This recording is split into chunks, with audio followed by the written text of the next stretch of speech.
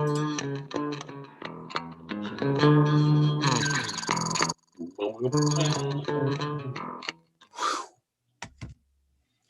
is Wednesday, April 21st, 2021. This is Market Vitals, marketvitals.io, the levels you need to triage the market. Hashtag that shit. Please share the broadcast. Retweet this shit right now. That's a command from the overlord. Is that a Control-Alt command? Control-Alt, please do not delete. Retweet. How about that? Do not delete. Retweet. Retweet. Hashtag that shit. Anyway, Matt, happy Wednesday to you. Happy hump day. Hump day, baby. Hump day. Matt, we were so 420 yesterday, we forgot to even talk about that it was 420. Yeah, you were traveling. You were already in your own 420 land. How about it? The day before they came out with more, HR banking approval. So now to the Senate, and they're getting closer and closer. I don't understand why they don't just take it off as a schedule thing. Schedule for it all has to do with cartel banking, I'm sure. So until they get that squared away. My question now is, once we get this banking stuff regulated and taken care of, can I self-distribute? Because I grow a mean plant of purple kush in the backyard. My problem is I cross-pollinate with tomatoes. And, when I'm serving lunch for the neighborhood kids, it's a problem. Anyway, pot. Your mozzarella cheese platter is. I got to tell you, Matt, as this is maybe this is counterintuitive, but I think as the regulations get dismantled, that banking becomes readily available. I think this market gets. I don't think it's a good thing for the market. I will stick with this. I think pot is so easy to grow, and the genetics are so easy to get that, as these things, as we move forward, competition is going to. If you can grow a tomato plant, you can. Yeah, but still, I actually like your angle that the added value is where the market's going to be. Yeah, the people in frickin' North Carolina don't know how to grow as well as they do in Northern Cal or Oregon, where they've been doing it for 40 years. So I disagree with you. There's some lag in the education that needs to happen in markets where they haven't grown it legally and in bulk, because it's not easy to grow. It's not that easy to grow and scale, because it's all got to be indoor. So right. There is a cost of doing it. You can't, and shit, you drive around here and you're like, oh, there must be another one behind in that building, because you can smell this stuff like a block or two away. And it's like these huge industrial buildings where, they're growing vertically. So, and the exhaust is just blowing it all through town. And I will say this, I think the added value for sure is the exact specification, dialing in the percentage THC versus CBD. Well, and more importantly, that there's a lot of legislation around that. They're trying to containerize how much THC you can, just like you can, and they put limits, I guess, on alcohol, although the limits are probably too high, in my opinion. Like, why do we need 120 proof whiskeys when 80 will probably suit most people fine? It'll get you drunk. I mean, but seriously, I also don't think you can use the same metrics that they use for alcohol, although it falls, at least here in Oregon, it all falls under the same, regulatory body. So you've got, the booze guy also telling you what is right and wrong, and how much and is too much THC when it comes to, and it's like anything, it all depends on who you are and what kind of strain and what your personality is to begin with. And not some people think indica is an upper, and some people think sativa is an upper, and so there's no guarantee on that either, right? It's just it's whatever your personal thing. All right, so for sure it looks like this is all going to take place, right? They got cannabis pictures on their face masks in the Capitol, right? In the tundra. Yeah, you got George Washington grew hemp and marijuana, so we've come full circle as a country for sure. Right. What do you see in price discovery? Because who gives a fuck what me and you think? It's been pretty quiet in that space. We can look at Tilray, which is we haven't looked at that in a little bit, but it's the um, it's the one, marijuana pharma company, and that's TLRY. Let me try to bring it up here, Bob. And it really has been, grinding. And if you're looking for something, maybe that's on sale, this has definitely been on sale. This is a long-term chart going back to, let me try to go back a little bit further into the year, but it's kind of hanging in this area where it needs, if it can't hang here, it's at 17, it's going to trade down to 12. So there's a pocket in here. I'd say right now, maybe dip your toes in 5-10% and wait for lower prices for the rest, or until it turns around and get over 27. Yeah, for sure. That looks on sale. But the other thing I notice about it, Matt, is fucking rinse, repeat how many charts look like that and haven't yet come back to earth. Right. There's a ton of them. I mean, and we were talking before we came on air about, the mushroom, the one mushroom company, Compass, and that's been on sale. That was really getting crushed yesterday.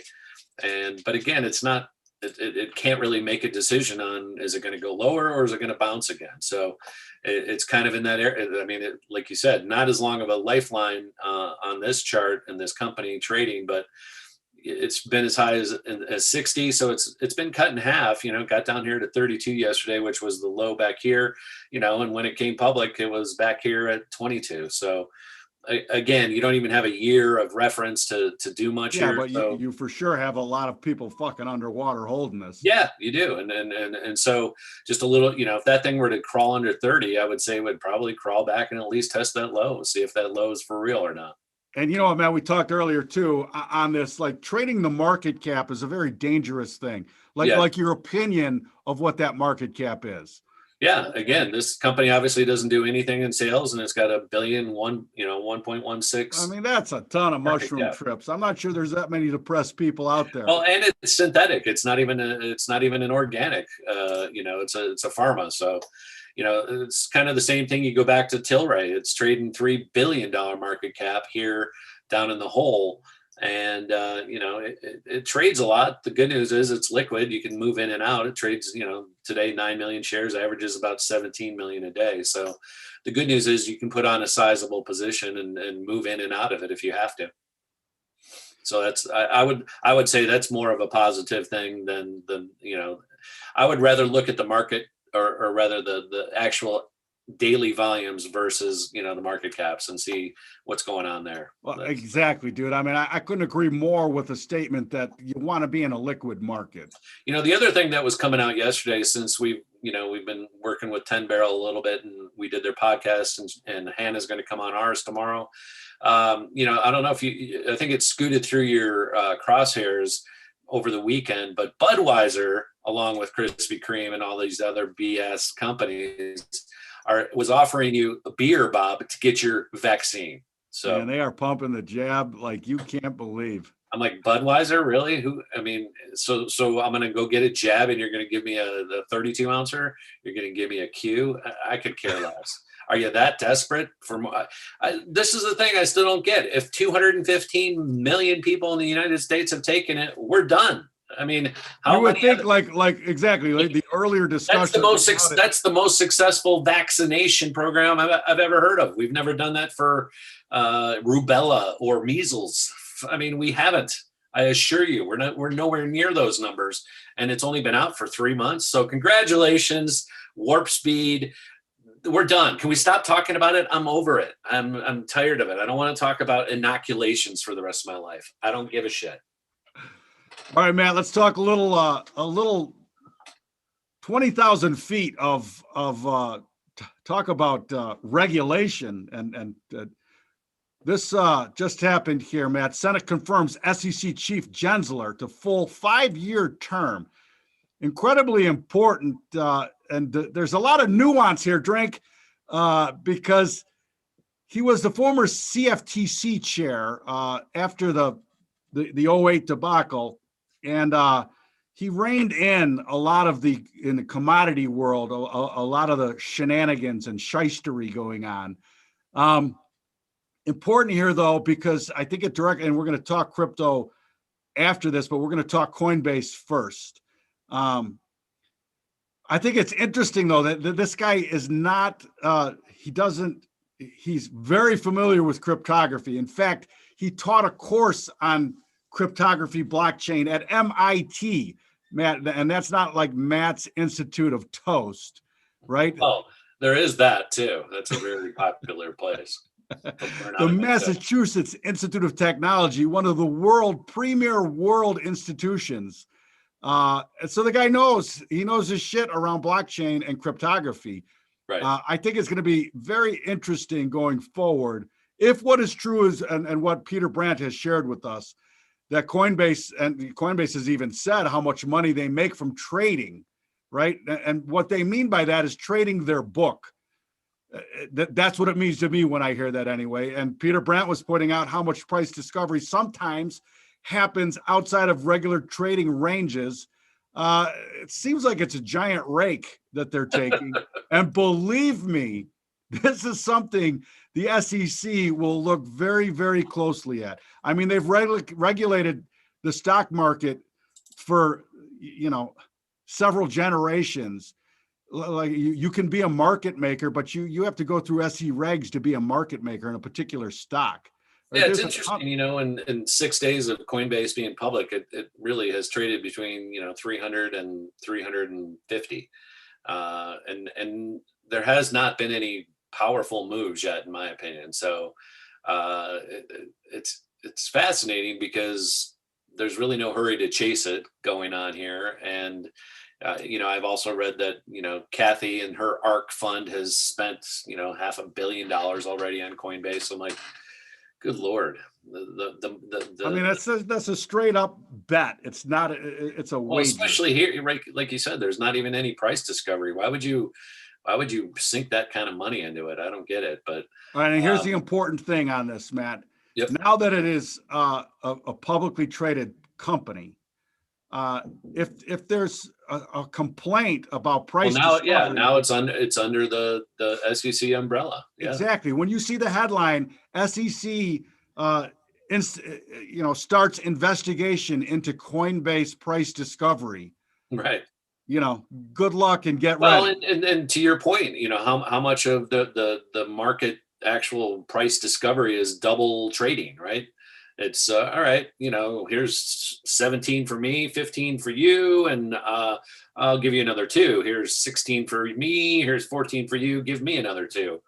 Like, oh yeah, the wash trading is for sure been a huge problem. It's got to be, and so like when we talk and kid around about Dogecoin and all the crap coins and the pet rocks that are out there floating, how much of that volume is within trading amongst yourselves? All right, so let's go to, and the other thing that we talked about was that market cap, Chicago Mercantile Exchange versus Coinbase. Mm-hmm. And it just blew me away when I saw that.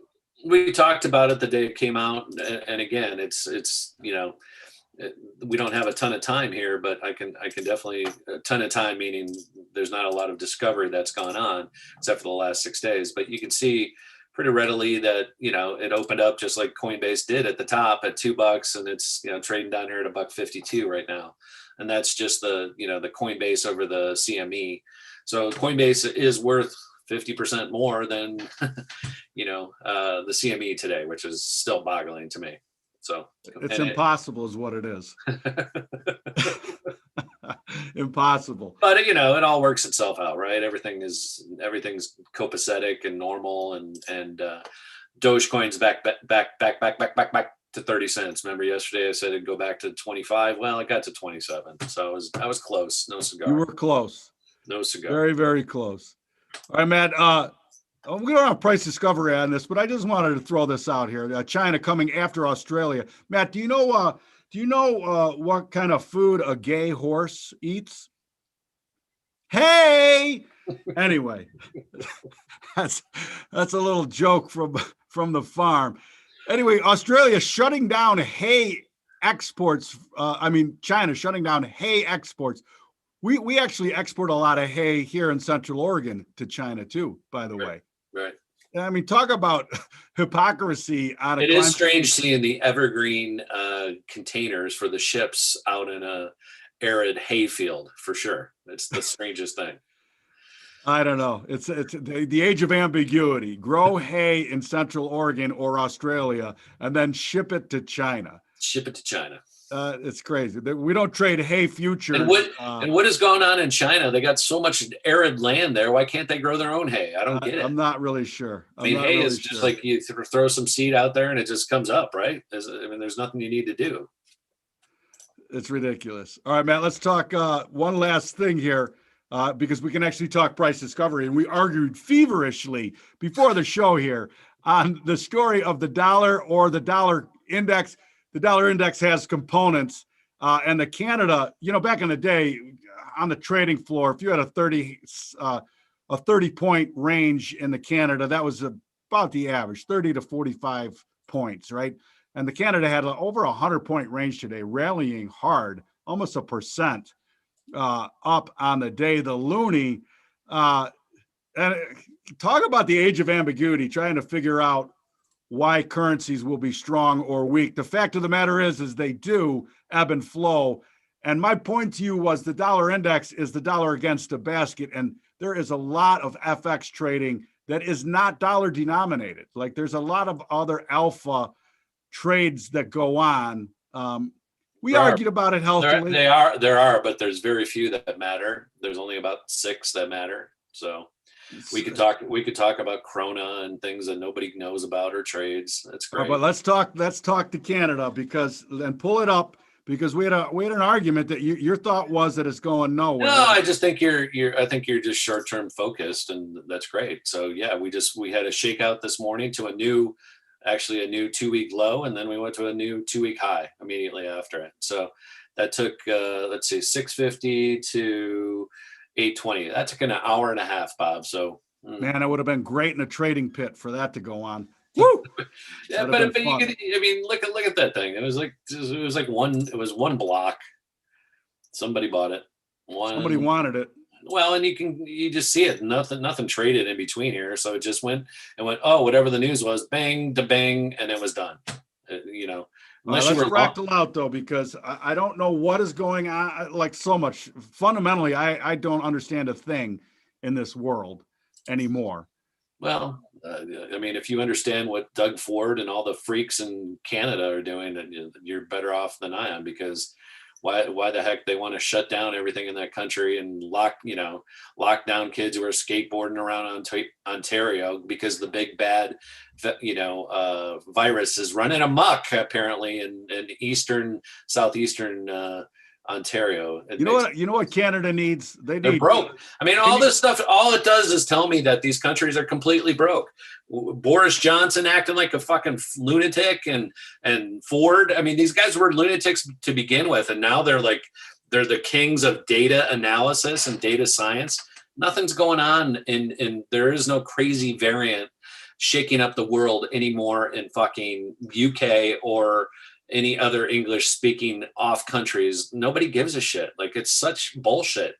It is total fraud, and it's total power. That's all it's about. I mean, and the only reason they're clamoring for the power is their fucking countries are bankrupt. They have no money.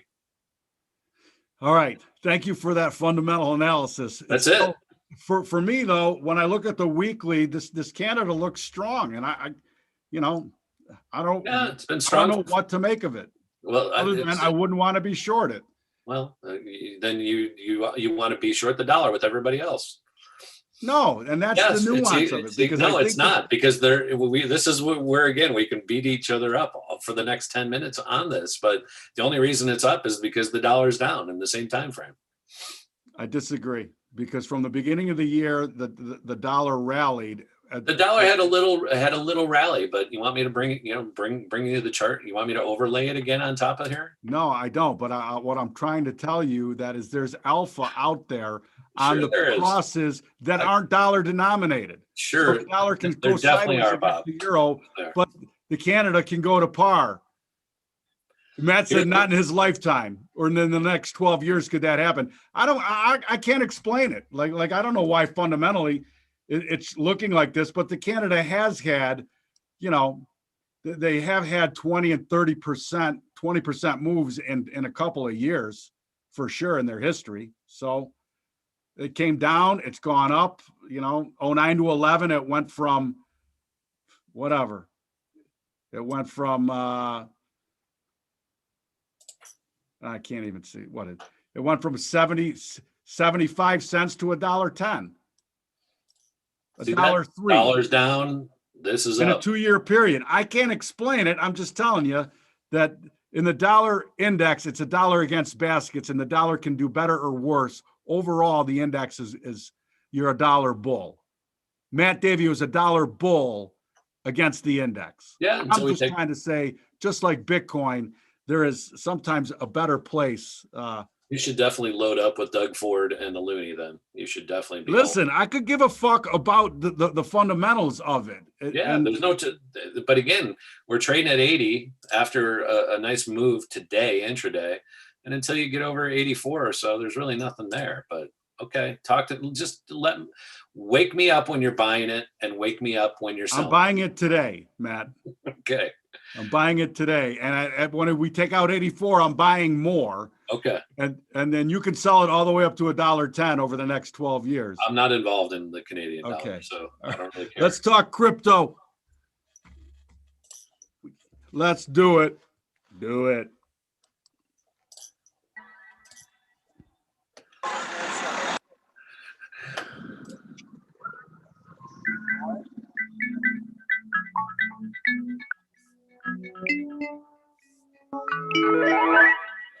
All right, Matt, I had a great opportunity to spend some time today with the folks at Beaksy and do an AMA, and it was great because I got to fully kind of just talk about trader mentality, and especially in the crypto space, how many people and you know what I did, Matt, as I did yesterday, we could have used the till rate chart. Like, how many charts have you seen have this massive tulip bulb type rally and then come back to earth? And it's so important. Like, if you're a long-term believer in crypto, that's great, but you got to respect the chart, right? Cryptos are very obedient when it comes to the chart, and I just want to hard to believe that in July, August, they were flatlining at around 12,000 on Bitcoin, and so in that let's call it August, September, October, 9-10 months, we have not had to come back yet. So exactly, and I shared a couple other things. I mean, there's plenty of times in the history of this trade where it's been relatively flat and sideways for months and months on end.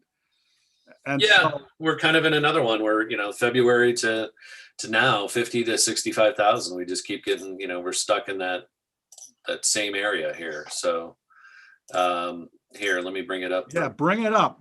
This is the fall where I was talking about July, August, hanging around 10,000. That's still our point of control, going back 2 years or a year and a half.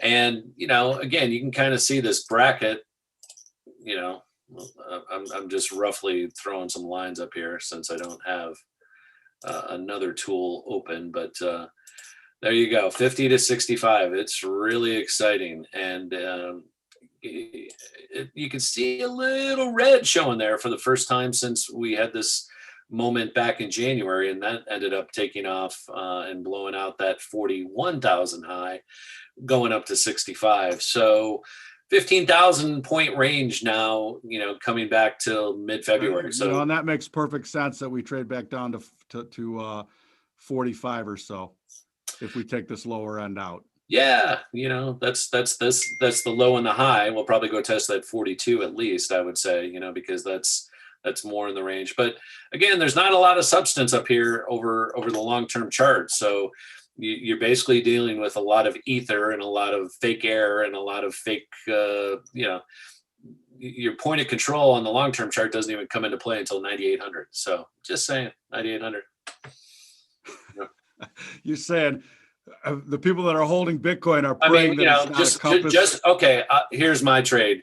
Bob's long the Canadian dollar, I guess, going back to 2015. He's using a 2015 chart. I'm short Bitcoin using the same chart, and I think we'll trade back to 10,000 between now and the next 6 years. That's a long time, Matt. Just like your Canadian. No, dollar. mine was a 14-month explosion. No, it's not happening in 14 months, though. If it does, we got bigger issues going on in the U.S. dollar. Again, your opinion, not the chart. But again, if the loonie is going to par, we got bigger issues going on. Why? When it went to par and because the dollar is going to be crumbling at that point, so we would have bigger issues going on. We didn't have bigger issues 03 to well, maybe we did 03 to 07 when it went from 50. We had a fucking financial. $6. We had a financial meltdown. That's exactly why it went up then. That's exactly why. Listen, I respect your profile analysis. I do not respect your fundamental analysis one bit, but that's okay. I'm not giving you fundamental analysis. All right, Matt, here, let me just go to the why. Let me just bring this up here because this is not a pet rock, all right? Hold on. Let me just show you this. Here's the opposite side of Bob's, okay? We've had a perfect pullback to the 61, the golden ratio, right here at 90.84. We touched it yesterday, and or rather last week, but you can see that very clearly, that this is the pullback. You want to buy a pullback? Here's your pullback, all right? Let me ask you a question. There's your pullback. Let me ask you a question. Dollar pullback. Can the dollar index rally and the Canadian rally against the dollar? No. I mean, of course it can. In theory, but it won't. So there you go. Wait a second. That's not in theory. Thank you. The dollar index can rally and the Canadian dollar can rally against the dollar. True or false? It's possible, Bob. It's true. It's fucking true. It's not possible. It's true. Possible. It's very unlikely. Well, it wasn't unlikely January 1st through March 21st. It wasn't unlikely. It happened. Huh? The dollar index rallied, right, and the Canada was worth more at the end of that period than the dollar. Those two things were true. No, I mean, okay, maybe. No. They're both. Tell me no on the pet rock of 70 billion worth of transactions settled on the Bitcoin blockchain. 17 million, third highest day in a day. It's still very minuscule compared to the world transactional value, but for sure not a pet rot. And I said it yesterday. This is what pisses me off about Dogecoin even being in a fucking conversation. And Kramer actually had some crypto kitty on, and she was asking him about Dogecoin, and he was like, "You're not getting my endorsement. It's not. It's a joke. It's a joke. He owns Bitcoin. He owns Ethereum. Anyway." This is the with money graphic on why the blockchain is not going away. Bitcoin might not be the winner, but for sure, hundreds of patents and teaching a blockchain course at MIT is a pretty good metric for me, Matt, that it's not a pet rock. Anyway, until it is. Well, then MIT won't teach the course. I mean, MIT, what are they in the business of? Teaching courses or not? Well, I'm pretty sure they're not teaching courses on technology. Well, they're teaching them because it's trendy. And, pet rocks were trendy in 1975. So okay. I'm pretty sure even could definitely, I'm teaching a course. I'm teaching a course at the same time on the pet rock market from 1975. It was big. It was really big. Yeah, it wasn't 70 billion worth of maybe with inflation, it was close. Pretty sure it wasn't. All right, Matt, you have a great day. We'll be back tomorrow. Please join the network at marketvitals.io and have a robust conversation about risk and reward.